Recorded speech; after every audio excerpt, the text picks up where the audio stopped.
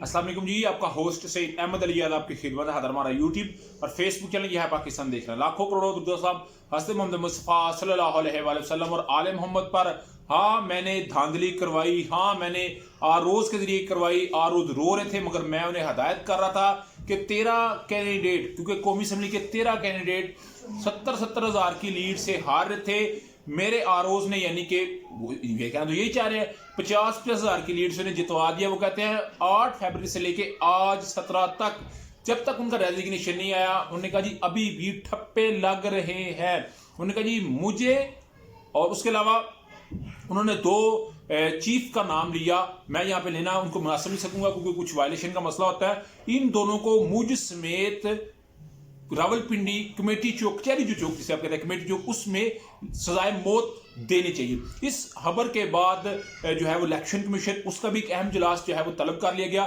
उससे बढ़ के सुप्रीम कोर्ट ऑफ पाकिस्तान के अंदर भी एक अहम तरीन इजलास को तलब कर लिया गया। सबसे पहले जी चीफ इलेक्शन कमीशन की सरबराही में इजलास हुआ, उसमें मुकम्मल तौर पर इलेक्शन कमीशन ने तरदीद कर दी। उन्होंने कहा जी जो चीफ कमिश्नर बात कह रहे हैं वो बिल्कुल गलत कह रहे हैं। ना वो प्रेजाइडिंग होते हैं, ना वो आर होते हैं, ना वो डिस्ट्रिक्ट आर होते हैं, वो उनका तो कोई किरदार ही नहीं होता। मगर चीफ कमिश्नर लियाकत अली चट्टा साहब कहते हैं कि मैंने आरोज को खुद ये कहा कि आप ये काम करें, और आरोज मेरे सामने रो रहे थे। मेरे ऊपर ज़मीर का बहुत बोझ था, मेरे ऊपर सोशल मीडिया का बोझ था, मेरे ऊपर जो है वो बाहर के लोगों का बोझ था, जिसके बाद मैंने ये डिसाइड किया कि मैं क्यों हराम मौत मरूं, मैं ये काम करूं। मगर इलेक्शन कमीशन ने इसकी मुकम्मल तरदीद करते हुए ये बात की कि किसी तहकीकात होनी चाहिए, और इवन उन्होंने ये बात की कि हित के इज्जत का दावा भी हम इनके ऊपर दायर कर सकते हैं। मगर इसी के साथ साथ जो है वो निगरान वज़ीर-ए-आला सैयद मोहसिन रज़ा नकवी साहब, उन्होंने इसकी तहकीकात की बात की। राना सनाउल्लाह साहब ने अजीब बात कर दी। उन्होंने कहा जी ये तो पहले ही साइकी मरीज थे, दिमाग के मरीज थे, और इनका अभी तक इलाज चल रहा है। आमिर मीर साहब, हामिद मीर साहब के भाई ने भी इन्हें ज़हनी तौर पर जो है वो बीमार करार दिया है। मगर उसी के साथ हनीफ अब्बासी साहब जो कि रावलपिंडी की सीट जीते हैं, उन्होंने ये बात कही है कि जनाबे वाला जो चीफ कमिश्नर है लियाकत अली चट्टा साहब, लियाकत अली चट्टा साहब से कल मेरी 4:30 से लेकर 6:30 तक मुलाकात हुई।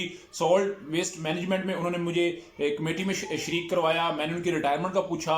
वो 18 फरवरी को या 10 फरवरी को रिटायर हो रहे हैं उनके मुताबिक, और उन्होंने रिटायरमेंट से पहले ये काम किया। उन्होंने अल्फाज है नीक बासी के, मेरे लीडरान कह रहे थे ये करप्शन में मुलव्वस है, इसलिए हमने इसे खूटे लाने लगाया हुआ था। ये निगरान हुकूमत के अंदर रावलपिंडी कमिश्नर बना और उसने सारे काम किए। इस वक्त जेलम से लेके आप ऑनवर्ड पिंडी की तरफ जाएं और आपके दाएं बाएं जितने एरिया आते हैं सारे कमिश्नर रावलपिंडी डिवीजन के अंदर आते हैं। तो वहां पे मुकम्मल तरीके से अगर देखा जाए तो नून लीग एक अच्छे मार्जिन के साथ जीती है। मैंने पहले भी आपको बताया कि 13 कौमी असम्बली की सीटें जिसमें से 11 नून लीग जीत गई है, 26 सूबाई की जिसमें से 15 जो है वो नून लीग जीत गई है। और डेफिनेटली वो ये बात कह रहे हैं कि आप उन सियासतदानों को बिल्कुल ना कोई ख्याल करें, उनको पीछे छोड़ दे जो अपने धांधली के जरिए शेरवानियां सला के बैठे हुए हैं और वजारतों का हल उठाना चाहते हैं। ये चीफ कमिश्नर जो लियाकत अली चट्टा साहब है उनके बयान है। मगर इसी सारे को देखते हुए इस वक्त सुप्रीम कोर्ट के अंदर एक बड़ा अहम तरीन इजलास तलब कर लिया गया है, जिसमें चीफ जस्टिस साहब खुद हैं, जस्टिस अतर मिल्ला साहब हैं, जस्टिस मुनीब अख्तर साहब हैं,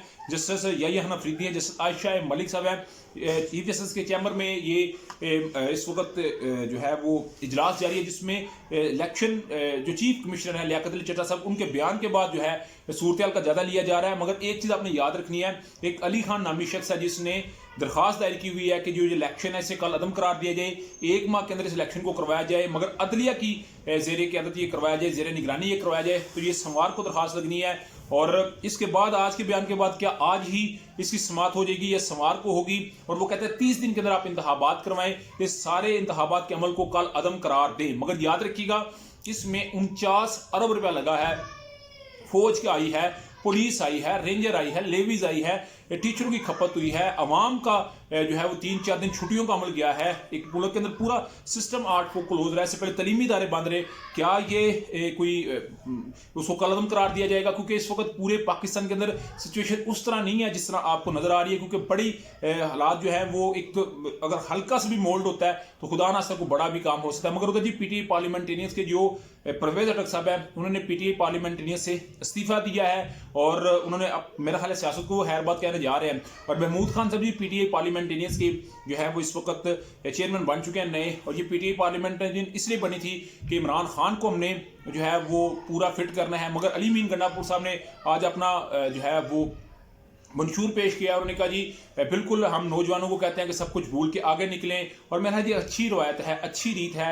इस्लामाबाद के अंदर, डस्के के अंदर, नारोवाल के अंदर, कसूर के अंदर, चिन्योट के अंदर, पतोगी के अंदर, सजावल के अंदर, घोटकी के अंदर, गुजरांवाला, गुजरात, वजीराबाद, हर जगह जी तहरीक इंसाफ इस वक्त अपना जो है वो पुरअमन एहतजाज रिकॉर्ड कर लिया। मुबैना धांधली के खिलाफ पूरे मुल्क में छोटी जमातें भी अपना अपना एहतजाज इस वक्त रिकॉर्ड करती नजर आ रही हैं। और डेफिनेटली लाहौर के अंदर एक बड़े पैमाने के ऊपर गिरफ्तारियां हुई हैं और इस वक्त देखते हैं इस पर क्या अपडेट आएगी। मगर सुप्रीम कोर्ट में क्या खबर आएगी वो अंडर 1 घंटे के अंदर बड़ी अहम तरीन अपडेट आने जा रही है, आपके साथ डिस्कस करेंगे। अभी तक व्लॉग तक की अपडेट थी, व्लॉग वीडियो पसंद आए तो फिर चैनल को लाइक सब्सक्राइब अपने दोस्तों शेयर कर दीजिएगा। नेक्स्ट वीडियो तक के लिए होस्ट को जल्दी अल्लाह।